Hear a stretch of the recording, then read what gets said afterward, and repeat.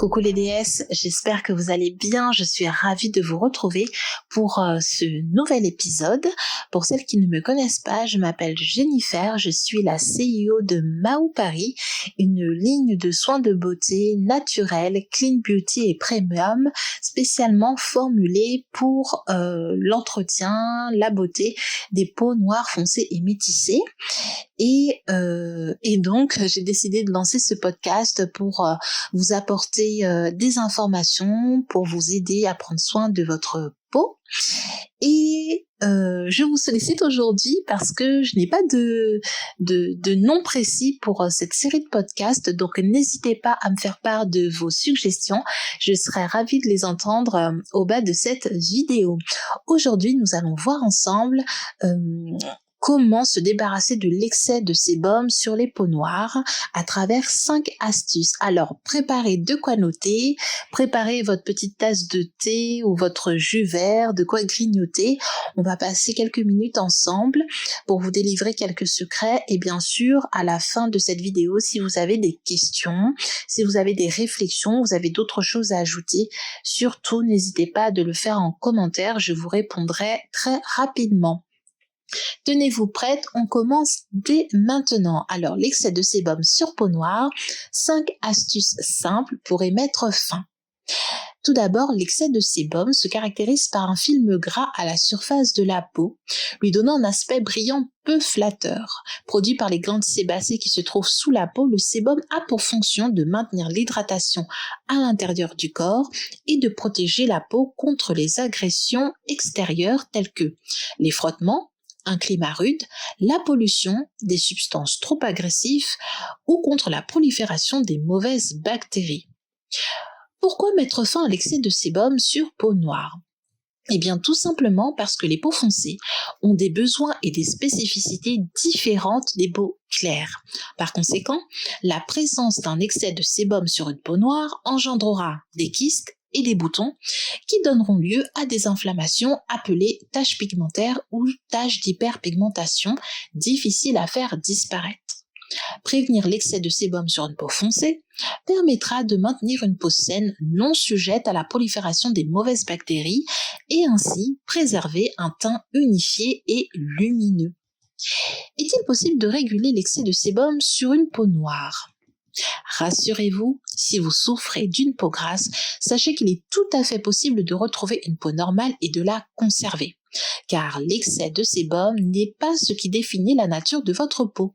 C'est seulement un état d'alerte que vous envoie votre corps pour vous signaler un dérèglement qui a besoin d'être ajusté. Mais alors, comment réguler l'excès de sébum sur peau noire ? Eh bien, pour répondre à cette question, j'ai prévu 5 astuces claires et simples à appliquer dès maintenant. Alors, l'astuce numéro 1 que j'ai à vous proposer, c'est tout simplement d'accepter votre peau sans jugement.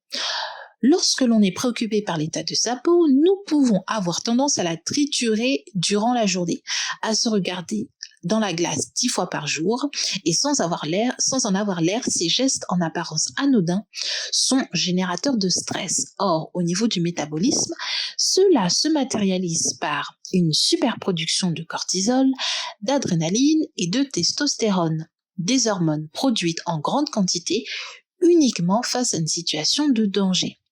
En bon petit soldat, les glandes sébacées se mettent elles aussi à surproduire du sébum afin de protéger votre peau face à cette situation de danger, engendrant l'apparition de points noirs, kystes, boutons et taches pigmentaires.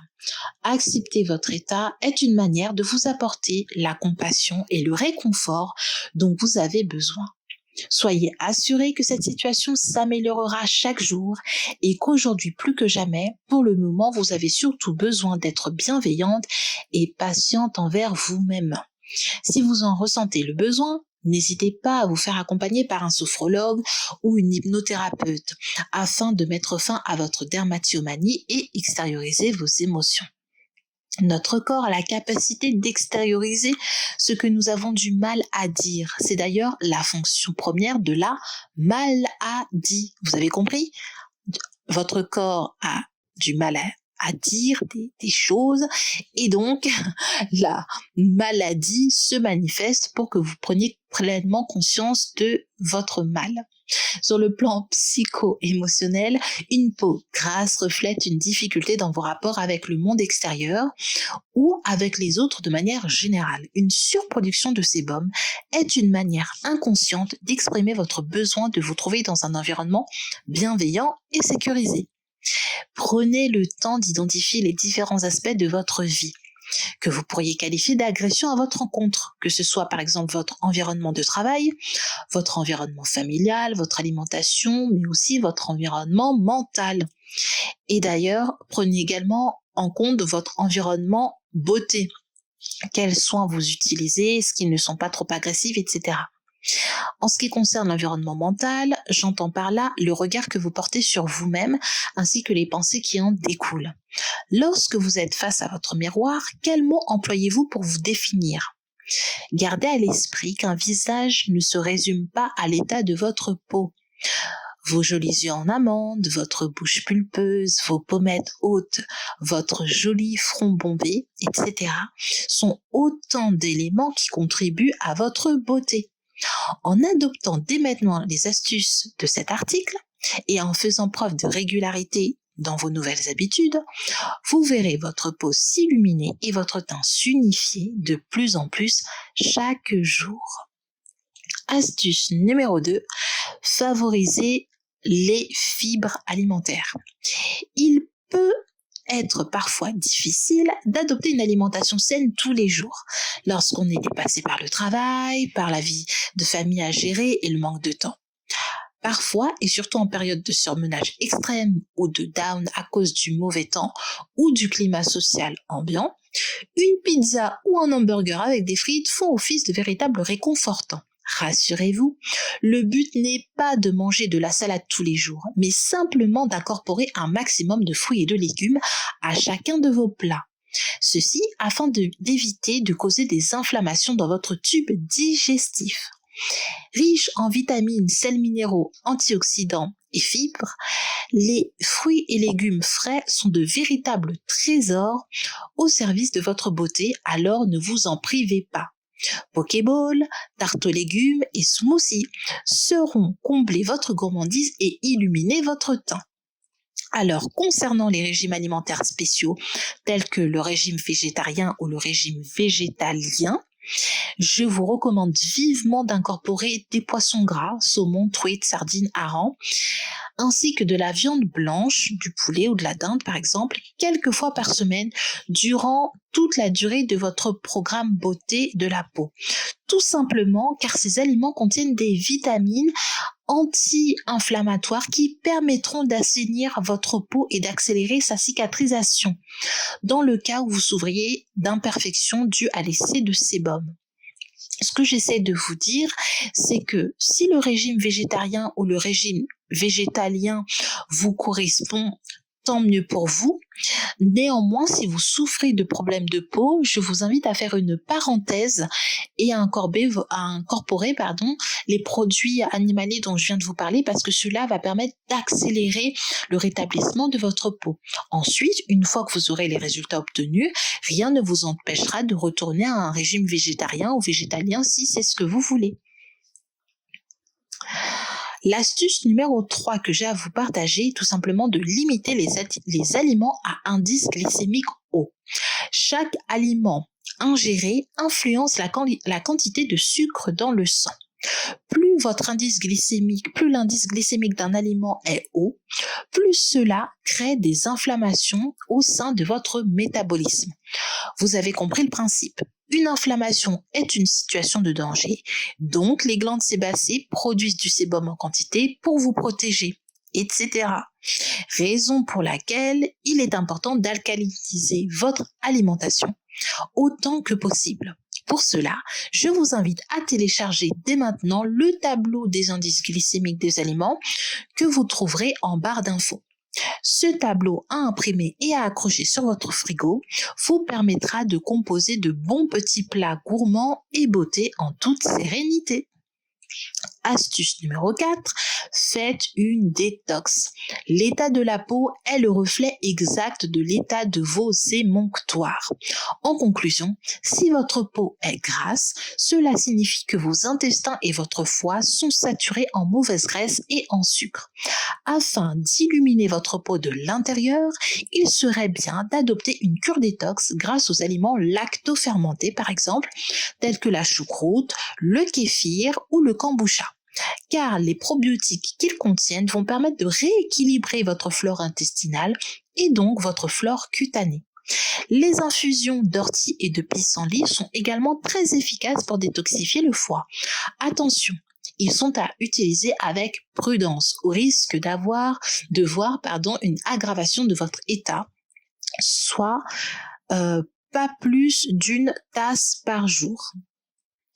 Les cures d'argile verte, personnellement c'est ma détox préférée, est utilisée depuis l'Égypte antique pour son incroyable capacité détoxifiante. L'argile verte absorbe et évacue toutes les toxines se trouvant dans les émonctoires.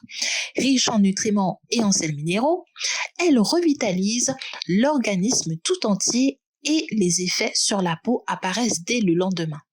Attention, les cures d'argile verte sont déconseillées pour les femmes enceintes ainsi que pour les femmes sous traitement médicamenteux. Et enfin, l'astuce numéro 5, la dernière astuce que j'ai à vous partager à ce jour, est tout simplement d'adopter une routine visage adaptée aux peaux grasses. Beaucoup d'idées fausses circulent depuis trop longtemps à propos des peaux grasses, mais j'y reviendrai dans d'autres podcasts. Pour commencer, les peaux grasses ont besoin d'hydratation et pour cela c'est très simple, il suffit tout simplement de boire de l'eau, plus d'1,5 litre par jour sans compter celle apportée par l'alimentation. Ensuite, un soin nettoyant faisant aussi office de masque et de gommage doux, en plus d'un sérum visage aux huiles végétales légères et équilibrantes pour protéger la peau contre les agressions extérieures et maintenir l'hydratation, sont les seuls soins indispensables pour soigner une peau qui souffre d'excès de sébum.